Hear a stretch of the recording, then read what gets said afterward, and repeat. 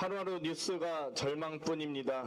윤석열 정권의 초보자 감세, 재벌 감세로 인한 법인세 납부 급감 등으로 전망보다 약 60조 원 줄어든 수치입니다.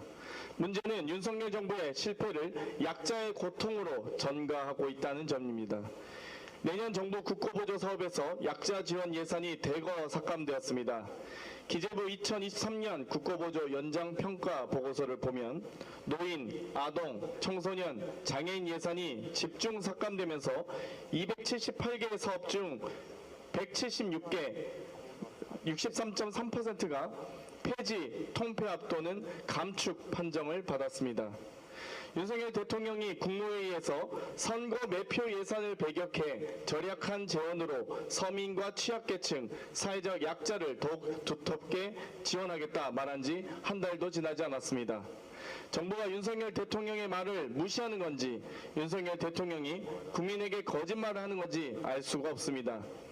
노인 요양시설 확충 사업 예산은 올해 547억 원에서 내년 215억 원으로 절반 넘게 삭감, 가정폭력, 성폭력 재발방지 사업은 약 12억 원 전액 삭감, 어린이 재활병원 건립, 어린이집 확충, 청소년 학교폭력 예방 예산 역시 삭감되었습니다. 약자 주거 지원을 위한 임대주택 지원 예산 역시 지난해 22조 원에서 17조 원으로 줄어들었습니다. 올해 상반기 자살자가 전년 동기 대비 8.8%나 증가했습니다. 부족한 사회 안전망이 다시금 수면 위로 떠오르고 있는 상황입니다. 그런데 윤석열 대통령은 뭐하고 있습니까? 국민은 고통받고 있는데 약자 지원 예산은 삭감하면서 우크라이나에 23억 달러, 약 3조 원 이상을 지원하겠다고 자랑하고 왔습니다. 참담함을 넘어 분노를 느낍니다. 일본 후쿠시마 방사능 오염수를 방류한 뒤 인근 바다에 삼중 수소 농도가 변화하기 시작했습니다. 도쿄 전력의 분석에도 모니터링 지점 중 총 6곳에서 검출 하한치를 초과한 삼중 수소 농도가 관측되었습니다. 간단히 말하면 오염수 해양 방류 이후 바다의 삼중 수소 농도가 높아지고 있는 것입니다. 도쿄전력 측은 안전에 전혀 문제가 없다지만 바다의 변화가 시작된 만큼 어떤 위험이 다가올지 신중한 조사와 면밀한 검토가 필요합니다. 그런데 윤석열 정부는 8일 오염수 관련 일일 브리핑에서 도쿄전력의 정밀 분석 결과는 전하지 않았습니다. 무엇을 감추려는 건지 불안하기까지 합니다.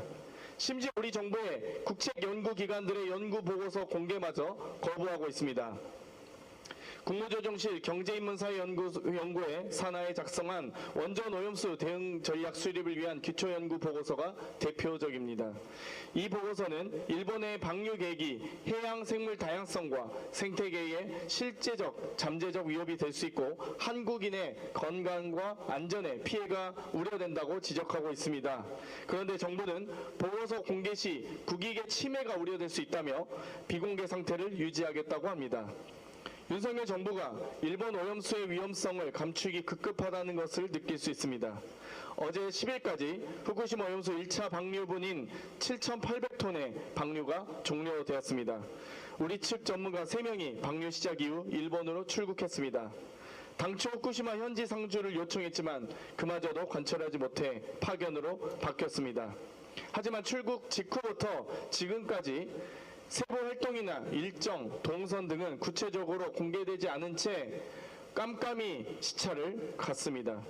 측정 자료는 숨기고 보고서는 비공개하고 측정하러 간 전문가들까지 숨기고 있는 윤석열 정부는 도대체 무엇이 두려워 일본 앞잡이 노릇을 하고 있는 것입니까?